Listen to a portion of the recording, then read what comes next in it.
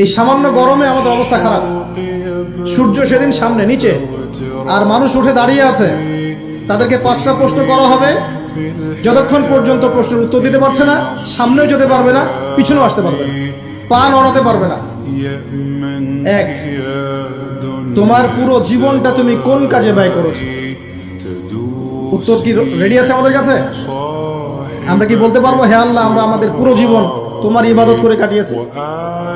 2, তোমার যৌবন স্পেশালি তুমি কোন কাজে ব্যয় করেছো? তোমার যৌবন তুমি স্পেশালি কোন কাজে ব্যয় করেছো? যুবকরা কি উত্তর দেওয়ার জন্য প্রস্তুত আছে যে আমাদের যৌবন আমরা আল্লাহর পথে কাটিয়েছি?